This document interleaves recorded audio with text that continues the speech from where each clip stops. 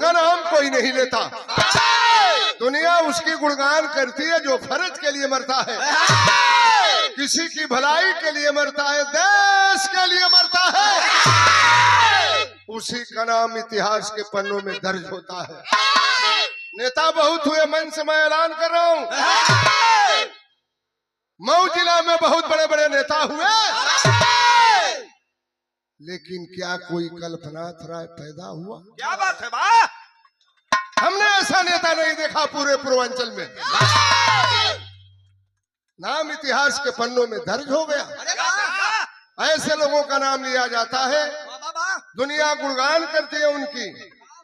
मऊ के लोग बताते हैं कि अगर 2-4 साल और जिंदा रह गए होते, दल पार्टी कोई भी हो, मैं वहां नहीं जाना चाहता। लेकिन जो कल्पनाथ राय ने किया, मऊ के लिए नहीं पूरे पूर्वांचल के लिए, प्रदेश के लिए जो किया, ऐसा नेता हमने नहीं देखा। एक बहादुर की बिरहा। आइए 4 लाइन भूमिका में कवि का भाव है।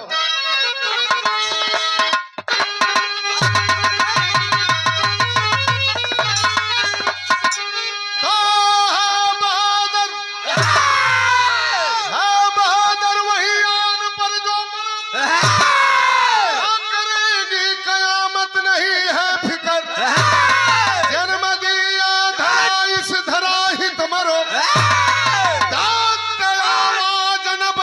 सदा दीन कर, मौत से जंग करते सदा जंग में, क्योंकि कुदरत नदी उनको मजरा जिगर, अब सगुन सगुन हार जीत को, प्राथमिकता न देते सरहदे सब।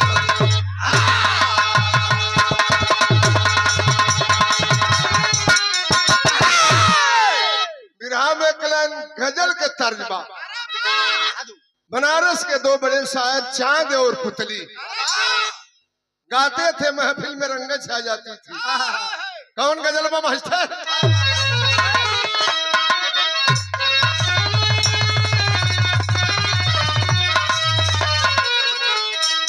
तेरे काबे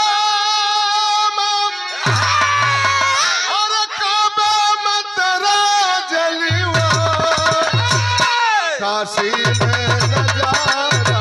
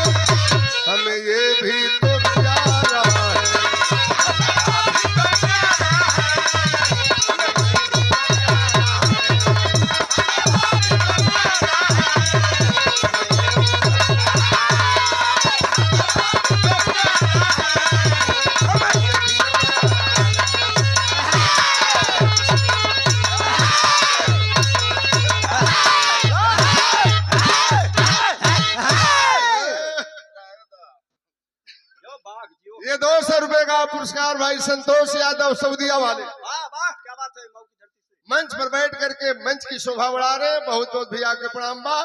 बीरन बदे कवि जी भाव लिखलन। सुनिएगा राज साहब, बहादुरों के लिए भाव कवि ने लिखा है कि सरहदी कहा सरहद और सरहद का कसौटी पर जो वीर उतरता है,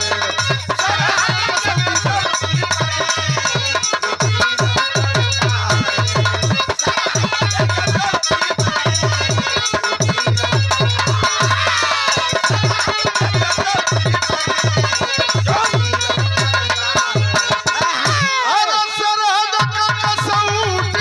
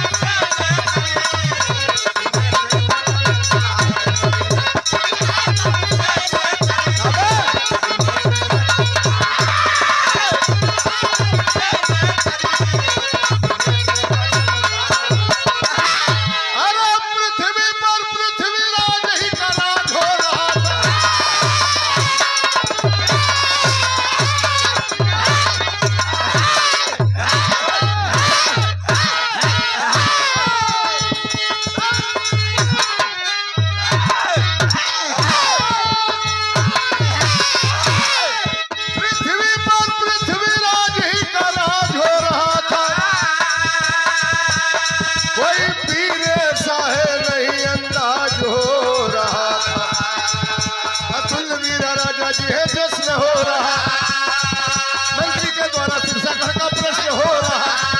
जब तक रहेगा सामने मलखान का चेहरा, जब तक रहेगा सामने मलखान का चेहरा, अरे जब तक रहेगा सामने मलखान का चेहरा, तब तक नहीं सरे मेरे श्रीमान का चेहरा।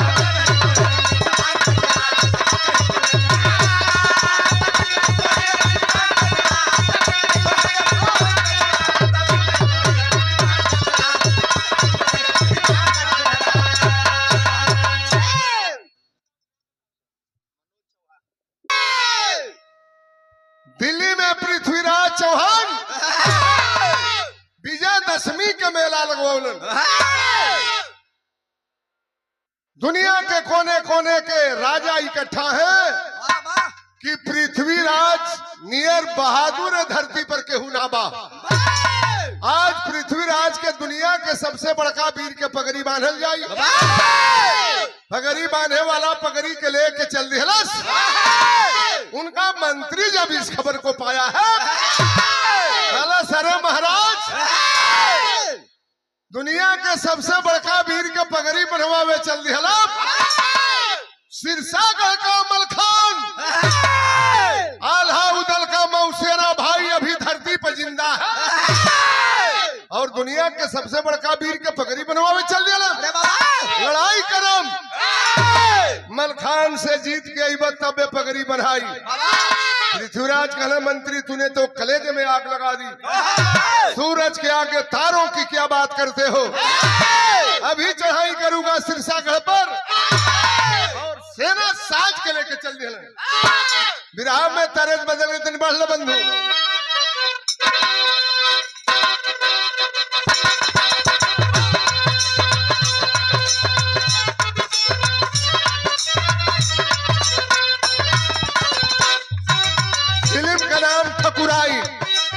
अरे लामे के नाम पर मत जइहा परदेसी सैया।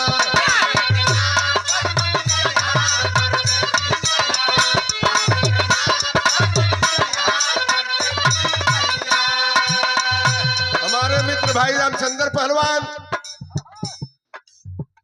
हेलो बरही गाढ़ा रही में जमुना हो,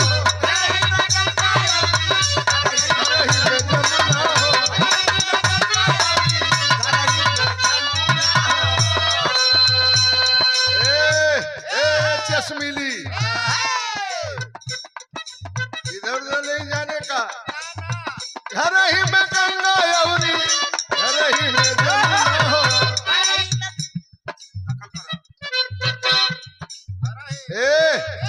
घर ही के घाट पर नहैया परदेसी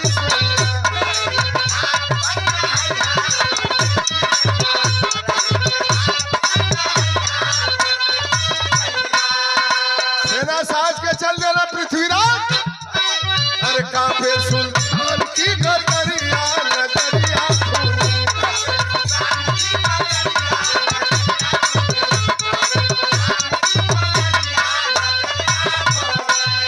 अरे जब तक ना सिरसागढ़ का किला गिरवाऊंगा, हैरान कर दिया पृथ्वीराज।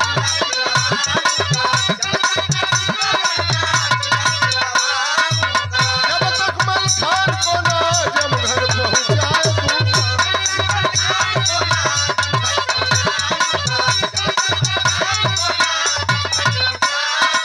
तब तक बिरखा बाई पगड़िया नजरिया खूनी।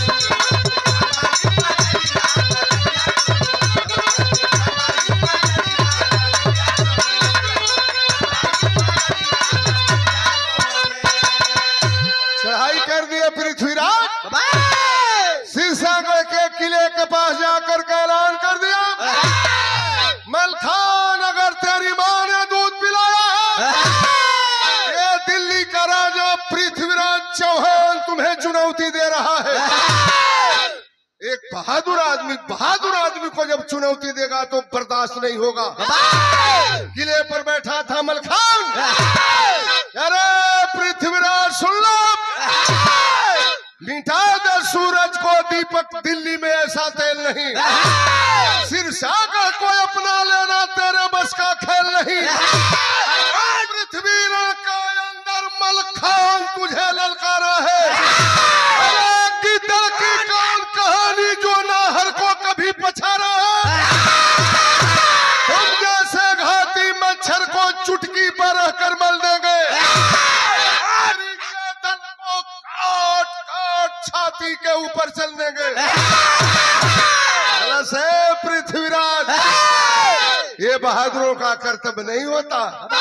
समय दे दिया होता, एक बाए करके हमारे राज पर चढ़ाई किए हो, लेकिन आज लड़ाई के मैदान में तुम्हारी खैरियत नहीं। कलनावे फैसला हो जाए। देखा भाई, लड़ाई शुरू होके जात बा, खरज बदल गई बंधु।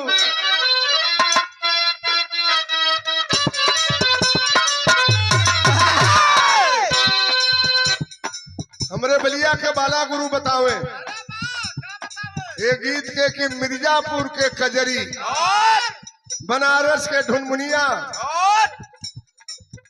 गाजीपुर मऊ के कचकचवा या बलिया के लकड़ बघावा, ये तरज के नाम हवाई में ना जाने थोई बू गावे ओल उस्ताद लोग।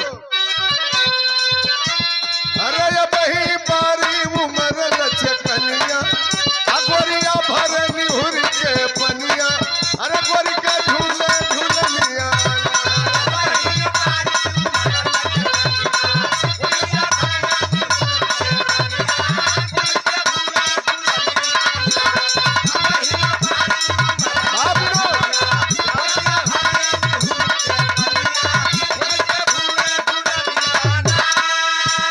₹200 का पुरस्कार पुनः संतोष यादव सऊदिया वाले। अभियाकोर से बहुत बहुत नमस्कार। लड़ाई शुरू होकर जात बा। अरे खच खच मची जंग मोर रामा, खच खच मची जंग जंगी, ले नवा नवा हो गगनवा, तहिया देखे शिवनवा।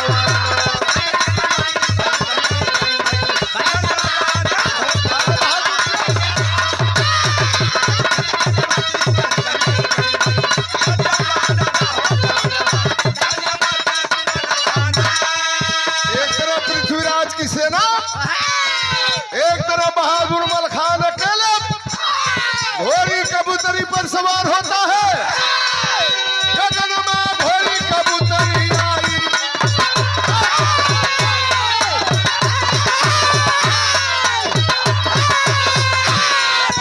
घोड़ी कबूतरी आई, अरे पैरी दल में गई सवार,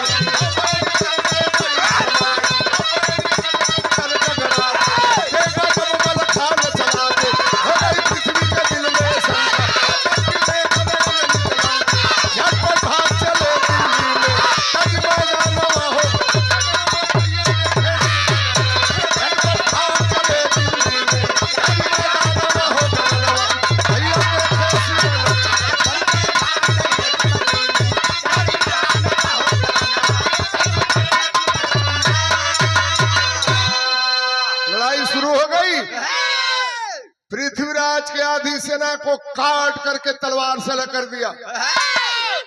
बांचल सेना लेके पृथ्वीराज भगलन दिल्ली की ओर। भगलन तो सिरसागढ़ वाला ललकारे लगलन। और एक कोटेशन की बात बता रहा हूं प्रधान जी, राय साहब बैठे हैं।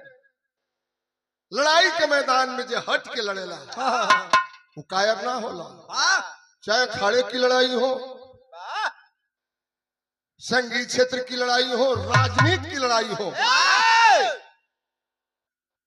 जे हट के लड़ेला उसकी कायरों में गिनती होती है।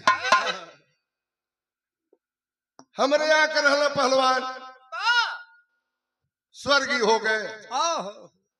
याद आ गई बात, हरिकिशन पहलवान राय साहब, दिल्ली के पहलवान दलवीर सिंह नाम रहा के चैलेंज के दिलत बलिया में। अरे वाह, केहू पहलवान होके त लड़ ले। 1 कुंतल 20 किलो के ओकर वजन रहल।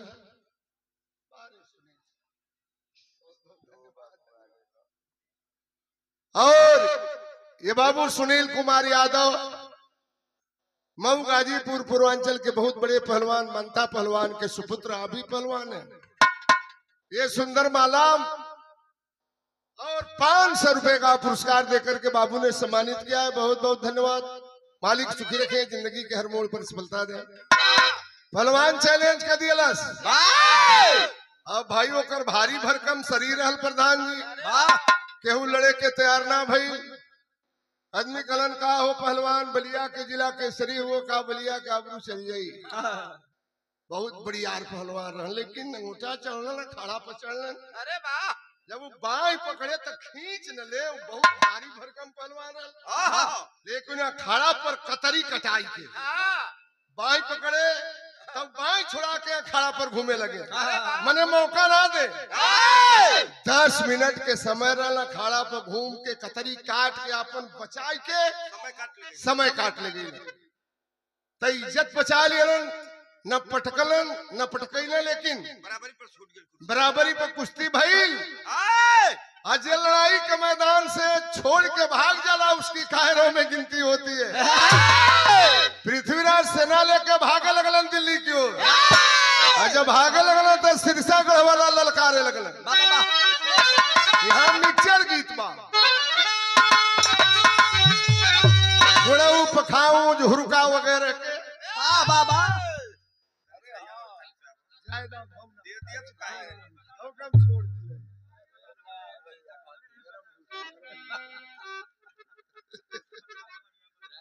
हाँ हो हले भुरमुंदी उड़ावल दड़ू, हली वो ठलाली लगावल दड़ू, रंगत दड़ू, चिनाई बनावल दड़ू।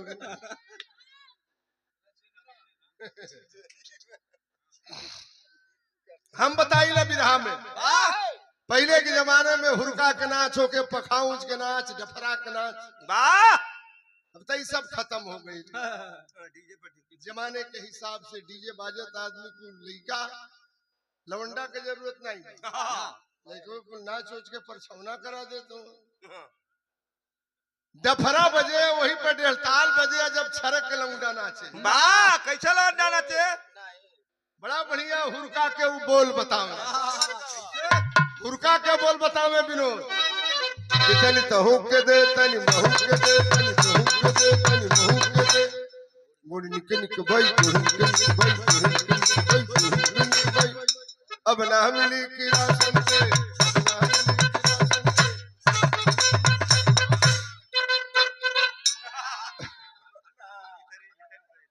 गाँव में भीतरी सैदपुर, भीतरी सैदपुर, भीतरी सैदपुर, भीतरी सैदपुर।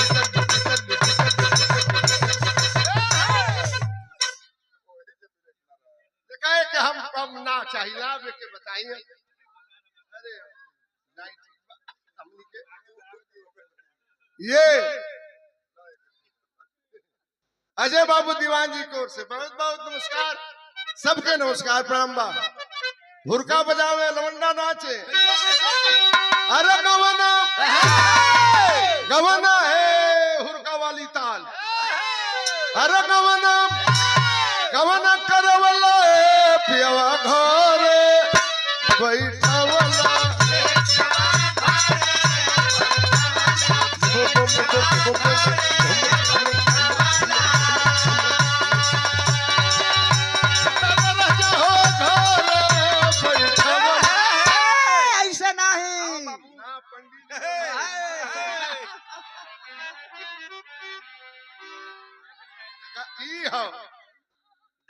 मेरा वैसे हम तो के कुछ काम ना तो के बहुत मानी ला। हाँ कितना हो जी।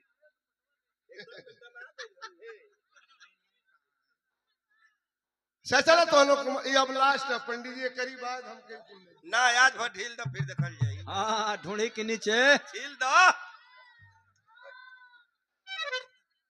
वो गुड़ाऊ नाच के लवंडा कपार पर से चला के ऐसे फेंके, कोना के ले आके बगल में खोस ले। अरे वाह, 12 चन्नर में मौसी बा।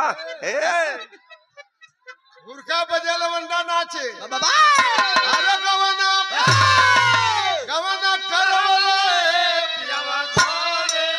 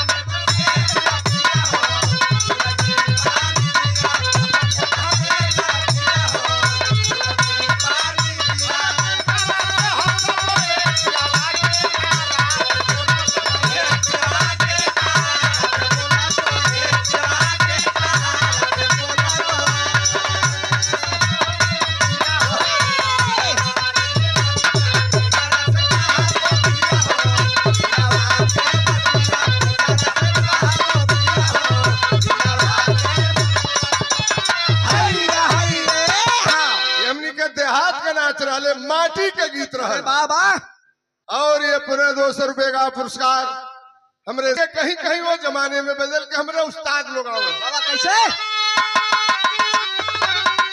और कहवा का फायर चुनवा, कहवा का पान, कहवा के टीकुली, अरे कहवा के टीकुली, लीलरवा मारे हो जान, कहवा के टीकुली।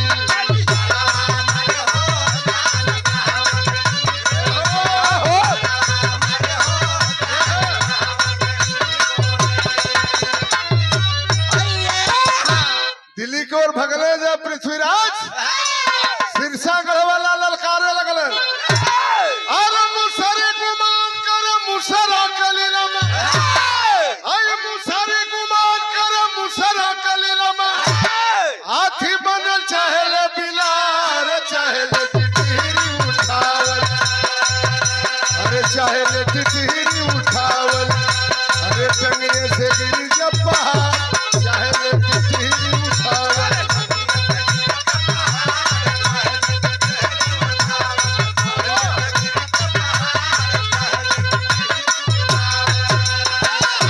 जहाँ पृथ्वीराज मुसरी में मुसर न अमाई, बिलार का वो हाथी ना बन सकले, टिटहिरी से पहाड़ ना रोकाई।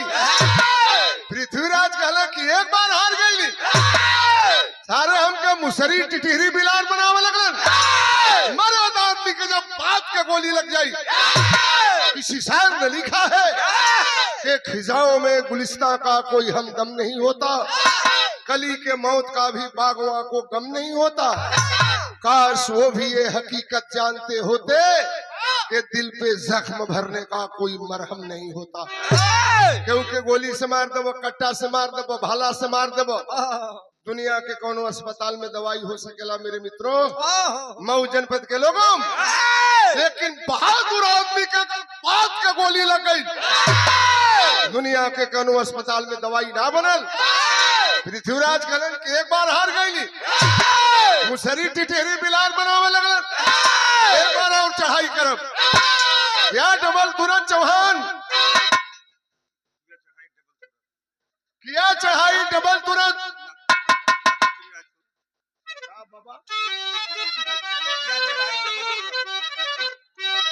किया चढ़ाई डबल तुरंत। पृथ्वीराज को चैन रहा, सुबह कलेजे में रह के जो सिर से वालों का बैन रहा, खून की होली मचा मचा कर बढ़ा वीर मलखान, देख वीरता नाहर की फिर भाग चले चौहान। दूसरी बार सेना साज के गेलन, दूसरी बिहार भी हरा करके भेज दिया दिल्ली में। वाह, हमनी के पुरनिया लोगों को खिस्सा कहे का हो केहू से न हारे उतय अपने से हारी जाला, पहुँचल माहिल सिरसा गढ़ राजा धनिया।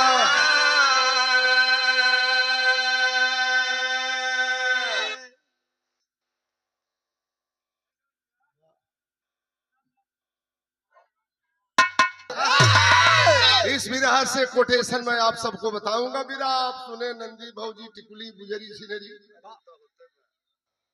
लेकिन विरह का मूल सारांश क्या होता है? केहू से न हारे उतय अपने से हारी जाला, अरे पहुँचल माहिल सिरसा गढ़ राजा धनिया। धनी धनी भैने मोरा धनी मलिखान बीरन, धन धन धन धन हमारी बहनिया। मलखान की मामा का नाम रहे माहिल, मलखान की माई के नाम रहल ब्रह्मा। महिला जब ये बात के सुनला, काहे भैया वो जमाने में ऐसनो मामा रहलन। हमार बहने दू बार पृथ्वीराज के हरा के दिल्ली में पहुंचा दियलस।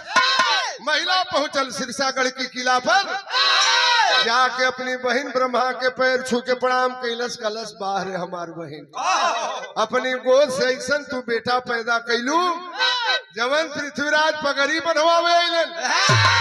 हमार बहने हरा के दिल्ली में पहुंचा दियलस। ए भैया एगो बहन अपनी भाई के मुंह से जब ऐसा प्रशंसा सुनलस, अरे अपना समझ के अरे बहनिया भरमी गईली, अरे लगली बतावे माली खान के कहानिया।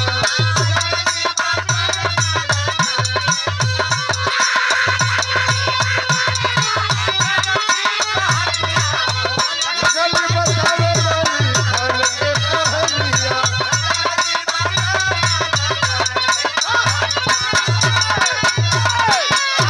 हमरे बेटा के प्रशंसा करे लगला भैया। अरे दुनिया में कौनो माई ऐसा बेटा नहीं खे पैदा कैला कि हमारी बेटा के मार दे। ब्रह्म हो आके लगे हमारी बेटा के कुछ बिगाड़ ना सकेलन। आए है आज बहन अपने भाई के सामने अपने बेटा के राज खोले जात में धन भाई रहल। बिरहा के आखिरी गीत बा।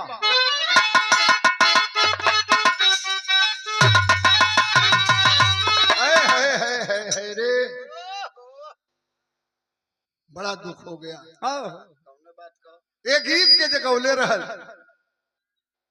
संगीत की दुनिया की मशहूर गायिका वह शारदा सिन्हा आज इस दुनिया में नहीं है। सुपर हिट उनकी गीतें हुई लेकिन एक पॉइंट अब शब्द नहीं। मैं यही मन से ऐसे महान गायिका को मऊ जनपद की धरती से मैं श्रद्धा सुमन अर्पित कर रहा हूँ। शारदा सिन्हा जी ये गीत के गौले रहली। अरे बड़ा की गोतनिया मरलस, अरे तनवा के बतिया पतिया रोई रोई, पतिया रोई रोई, लिखवा वलाई रजमतिया पतिया रोई रोई।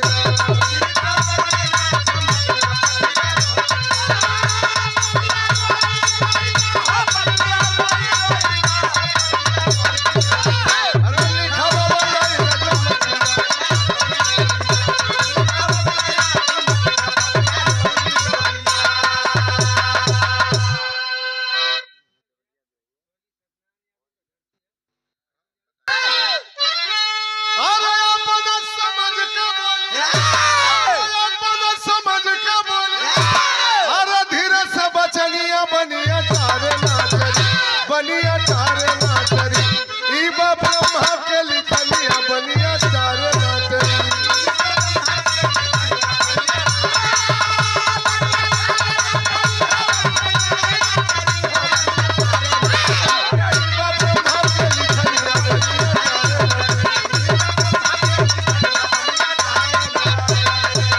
अगर भैया हमारा बेटा के विषय में पूछ दिया पाँव तले बस हमारी बबुआ के प्राण हो, अरे चबल बा निशान बाया नार मली खान हो।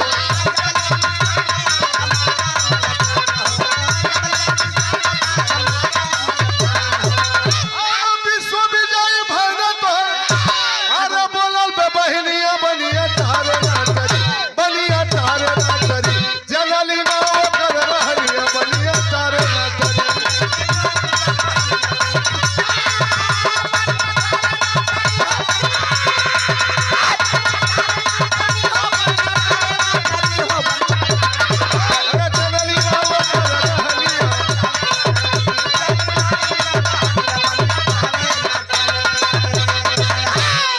बहन अपने भाई से अपने बेटा का राज खोल दिया।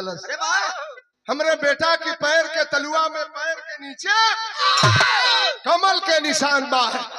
आज जबले वो कमल के निशान फटी ना, दुनिया में कोनो माई ऐसा बेटा नहीं के पैदा कैले जौन हमारी बेटा के मार। अच्छा महिला सारे कई है चाहत रहे। अरे कांटों से यारी माली कर लिया, अरे निमंत्रण दिया फूल से पतझड़ को हरियाली, अरे हरियाली अरे हरियाली। अपनों से जलन होती चुगले दुगले विश्वासी घातों का। बहुत बढ़िया कुर्ता पहनले बड़ा, हम सेवा ना सकीला तो के पाइप तफारम। ये जलन है लोगों की। अपनों से जलन होती चुगले दुगले विश्वासी घातों को। चंद स्वार्थ में आकर सदा बेचते अपने रिश्ते नातों को। पहुंच गया माहिल दिल्ली में, पृथ्वीराज को किया सलाम। विजय पा सकेंगे मलखे पर लेना होगा कुछ इल्जाम। पहुंच गई महिला दिल्ली में, पृथ्वीराज की जय हो, मलिकार की जय हो, दरबार की जय हो। आओ भगत कहले पृथ्वीराज कैसे भैया माहिल आगमन भई। काला चला एक बार और चढ़ाई करा। कहला भैया हम कान धैले हैं, दो बेर बेइज्जती कई के हमके यहाँ भगा दिलस, फिर अब हम ताकब ना सिरसागढ़ पर। कलश महिला की हमार भयने हो, कैसे मरी ये उपाय हमरी लगे बाप। एक बार और चढ़ाई करब। रातों रात वो माहिल लड़ाई के मैदान में, जहाँ लड़ाई होत रहल सिरसागढ़ के किला के बाहर जब लड़ाई के मैदान रहल, रातों रात पोखरा खुनवाई के वही पोखरा में जगह जगह बरछी भाला गड़वा दिलस पूरे पोखरे में, और ऊपर से मिट्टी से तुपवा दिलस। किसी को जानकारी नहीं थी कि ये धोखे की मार होने जा रही है। पृथ्वीराज पहुंचे और ऐलान कर दिया, मलखान तीसरी बार लड़ने के लिए आया हूं, हार गया तो चेहरा नहीं दिखाऊंगा। सुना है बहादुर मलखान। अरे पृथ्वीराज शर्म नहीं आती, दो बार हरा दिया, तीसरी बार आए हम। लड़ाई के मैदान में तुम्हारी खैरियत नहीं है। चला घोड़ी कबूतरी पर सवार होकर के बहादुर मलखान लड़ाई के मैदान में अल्लाह के भाव लगत।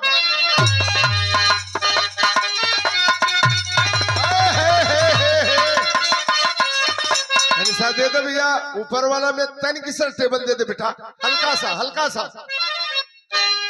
अरे मंजिल प्यार होले सच बीरावन, अरे माहिल जैसे पपियन के पतन बा पीरा।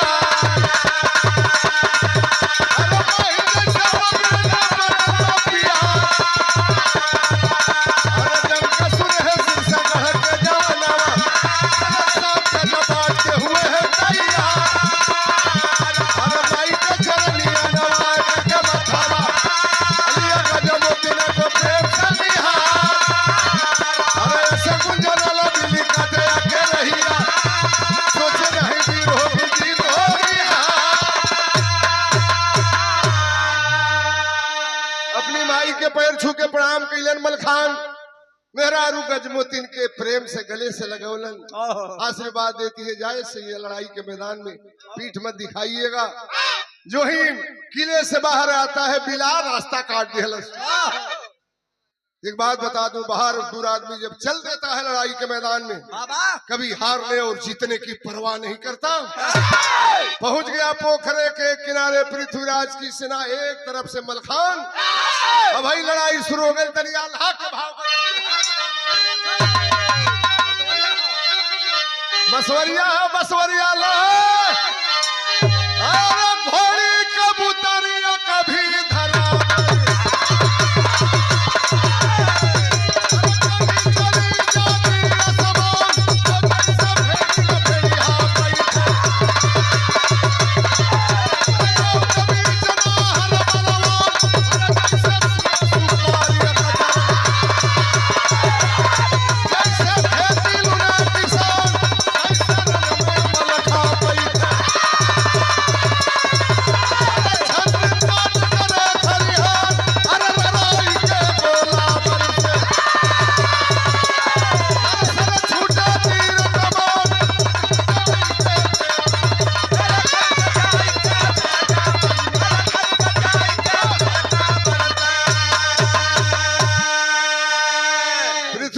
सेना में प्रवेश किया। गर्दन काच काच काट रहा है। एक बार घोड़ी कबूतरी मलखान को लेकर के आसमान में उड़ गई।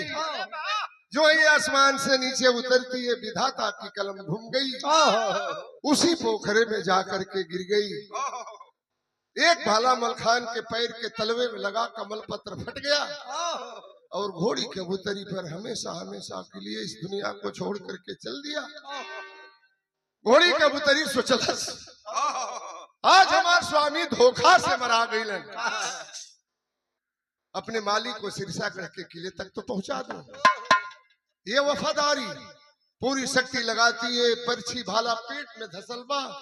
एक बार हिम्मत जुटवलस, पोखरे से निकल गई, उड़ गई लेके मलखान को।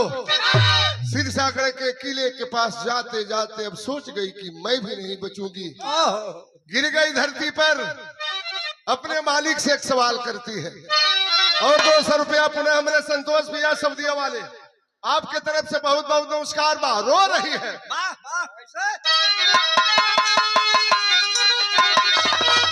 अरे रोवाला कबूतरी हाय तना छेदाइल सगारी, कैला माटी का पुजरिया रे स्वर्ग के नगरी।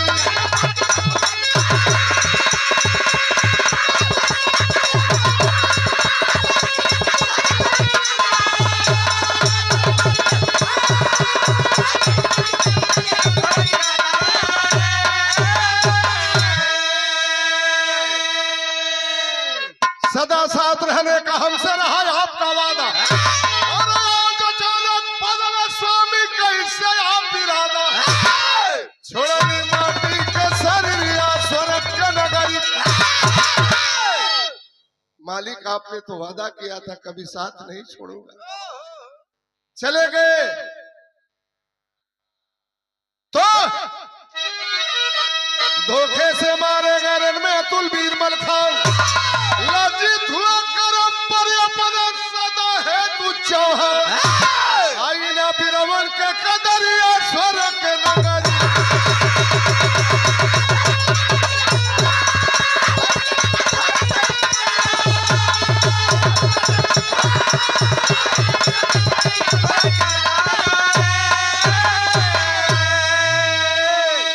ये चीज बता दे, बहादुर आदमी कभी भी मरा है, सामने से मारने वाला कोई भाई का लाल पैदा नहीं। बहादुर आदमी कभी भी मरा है तो धोखे की मार से मरा है। आखिरी लाइन में कभी का भाव है, कुसुम पराग देवराम पसारे जदू के पैगाम।